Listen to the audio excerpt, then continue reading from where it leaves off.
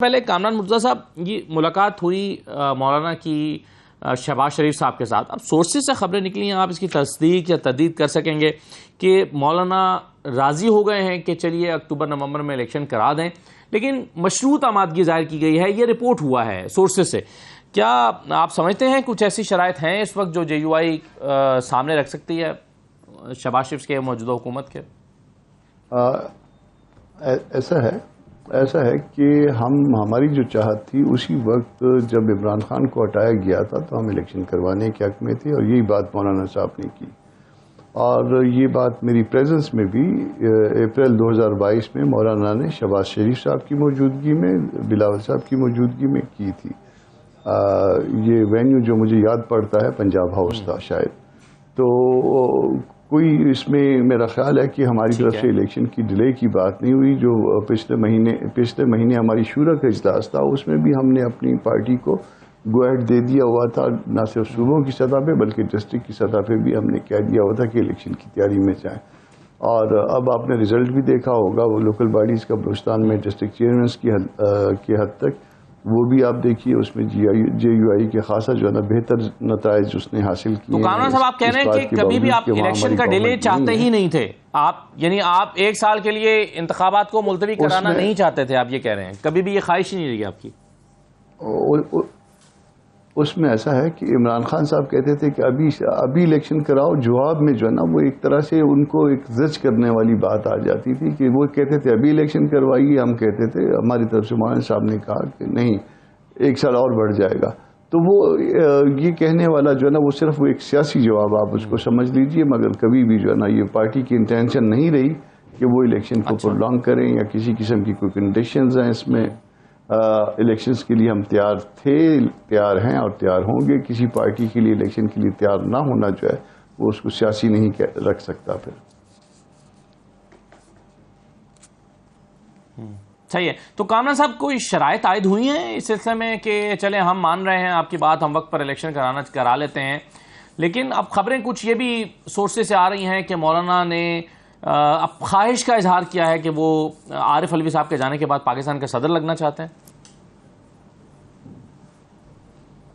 نہیں، اس میں ایسا ہے کہ ہمارے یہاں شاید آپ کو سسٹم کا پتہ نہیں ہے. ہمارے ہاں جو ہے اگر عہدے کی خواہش کی جائے تو اس عہدے کے لیے وہ پھر کوالیفائی نہیں ہم کر پاتے.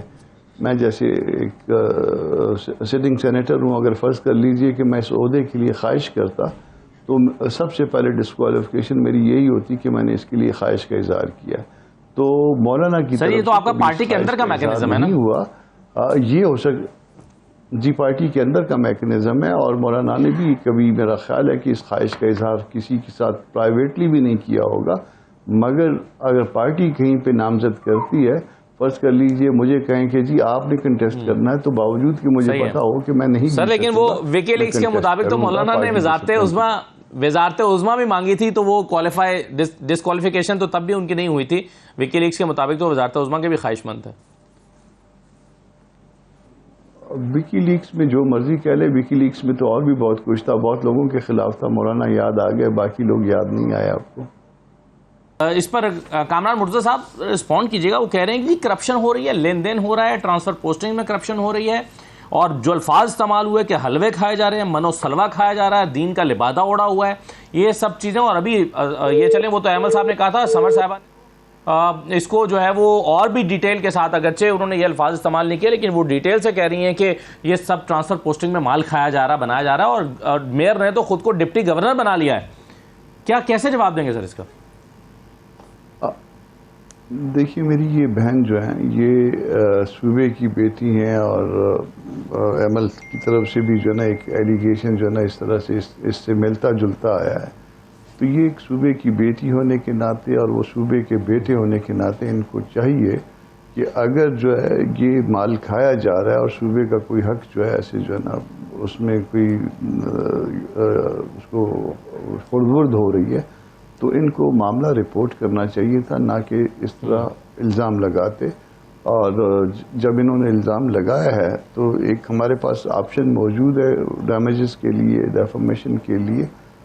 چونکہ یہ اتحادی ہیں، مجھے نہیں پتا کہ یہ اس پہ مولانا صاحب چاہیں گے کہ یہ اس میں ہم جائیں یا نہ جائیں. مگر کم از کم انہوں نے ایک ان کے پارٹ پہ جو نا ایک الزام ہے، ہم پہ الزام لگا ہے، اور مختلف طرح کے الزام، بلکہ 2-3 طرح کے الزام لگے ہیں. تو میرا خیال ہے کہ لا انفورسنگ ایجنسیز کے پاس ان کو جانا چاہیے، ان الزامات کو ثابت کریں، ورنہ پھر وہ میرے پاس ایک راستہ ہے، مگر وہ تابع ہے اس بات کے کہ مجھے مولانا ایک اتحادی کے خلاف جانے کے لیے کہیں گے یا نہیں کہیں گے. مگر میں ان سے ضرور چاہوں گا کہ آپ صوبے کی بیٹی ہو، آپ دوسرا صوبے کا بیٹا ہے، آپ ضرور ہمارے اگینسٹ جائیے اور جا کے ان الزامات کو ہمارے اگینسٹ ثابت کریے. اور انہوں نے یہ کہا کہ ہم نے جو عہدہ نہیں لینا تھا، میں اور اگر وہ نہیں جاتے سر تو آپ کے پاس بھی تو ڈیفیمیشن لینے کے لیے، آپ کے پاس بھی ڈیفیمیشن پہ ان کے خلاف جانے کا ایک راستہ موجود ہے. اگر یہ الزامات بے بنیاد ہیں تو آپ بھی تو ان کے خلاف ڈیفیمیشن.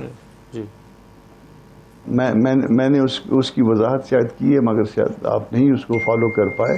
میں نے کہا کہ میرے پاس ڈیفیمیشن کا راستہ موجود ہے، مگر ایک اتحادی کے لیے مجھے مولانا سے اجازت ریکوائرڈ ہوگی، اور مولانا اگر اتحادی کے اگینسٹ جو ہے وہ اجازت دیں گے تو میں یقیناً چاہوں گا، اور میں یقیناً جو ہے ان کو ڈیفیمیشن کا نوٹس دینا چاہوں گا کہ آپ نے جو الزامات لگائے ہیں اس کو آ کے کورٹ آف لا میں ثابت کریے، ورنہ پھر جو ہے نا ڈیمیجز کے لیے تیار ہو جائیے. تو یہ تو میرا آپشن ہے، مگر یہ تابع ہے اس بات کے کہ میں مولانا سے مجھے اجازت ملتی ہے یا نہیں ملتی. مگر کم از کم انہوں نے بہت بڑا الزام لگا دیا، بہت منہ کھول کے الزام لگا دیا کرپشن کا. خالی الزام لگانا جو ہے نا مناسب نہیں ہے. یہ اس الزام کو جائیں کورٹ میں ثابت کریں، یا جا کے کسی لا انفورسنگ ایجنسی کے پاس کم از کم اس میں کمپلیننٹ تو ضرور بنے نا، کہیں کہ جی میں نے یہ کیا تھا، غلام علی صاحب نے یہ کیا ہے، غلام علی کے بیٹے نے یہ کیا ہے. یہ ان کو لازمی کرنا چاہیے تاکہ وہ اسٹیبلش کر پائیں، اور صوبے کے حق کے لیے، کیونکہ ایک پولیٹیکل پارٹی بھی ہے یہ، تو صوبے کے حق کے لیے کم از کم ان کو اس لڑائی کا حق حاصل ہے، وہ یہ ضرور کریں، اور میں ان کا انتظار کروں گا. ٹھیک.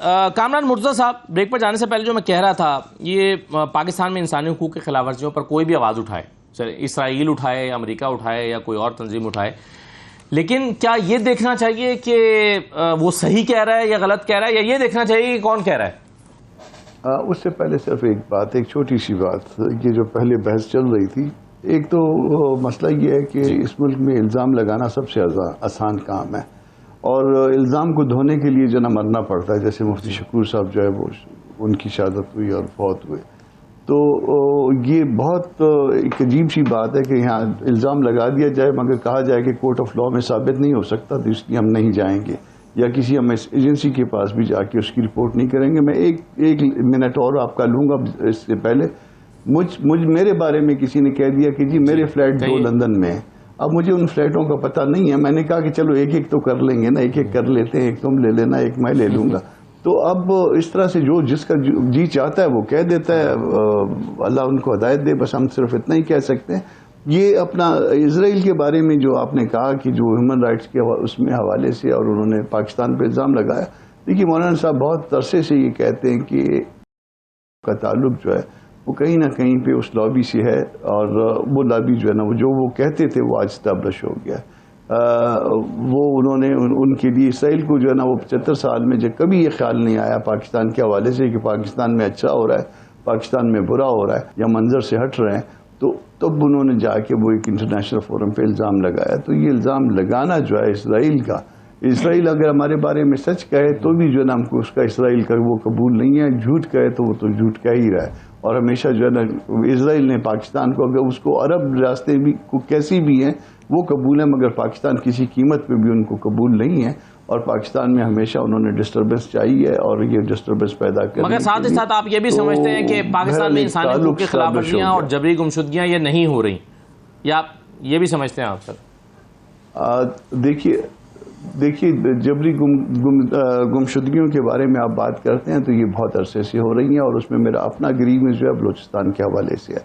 لوگ 14 سال سے مسنگ ہے، اور میرا سب سے بڑا گریونس، کیونکہ باقی جگہوں پہ تو میں بعد میں بات کروں گا، یا مہینے 2 مہینے والوں کے لیے، سال 6 مہینے والوں کے لیے میں بعد میں بات کروں گا. میرے اپنے صوبے سے جو 15 سال سے لوگ مسنگ ہے، میں پہلے ان کی بات کروں گا. گورنمنٹ کے 4 سال بھی گزرے ہیں، تو اگر ان کو یہ انسانی حقوق کا احساس ہوتا تو میرے صوبے میں لوگ ریکور ہو گئے ہوتے. میرے صوبے میں جو اجتماعی قبریں تھیں اس کے بارے میں معاملات ریکٹ پہ آ گئے ہوتے. یہ سب کچھ جو ہے نا یہ بھی انسانی حقوق کے معاملے تھے. اس پہ اسرائیل کو کبھی کوئی تکلیف نہیں پہنچی, اس میں امریکہ کو کوئی تکلیف نہیں پہنچی, اس میں دنیا میں کسی ملک کو تکلیف نہیں پہنچی.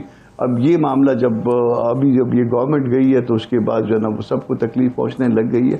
تو اگر بات کرنی ہے تو شروع سے بات کریے. یہ سب جو ہے نا ریکارڈ پہ لائیے. ہم سارے جو ہے نا یہ اصول کے اوپر جو ہے نا وہ ہم نے پہلے بھی ملٹری کورٹ کو اپوز کیا تھا, آج بھی اپوز کرتے ہیں, مگر انہوں نے اپنے زمانے میں اپوز نہیں کیا تھا, مگر آج جو ہے نا وہ اپوز کر رہے ہیں, جبکہ 9 مئی جیسے 10 مئی جیسے واقعات ہوئے. ہاں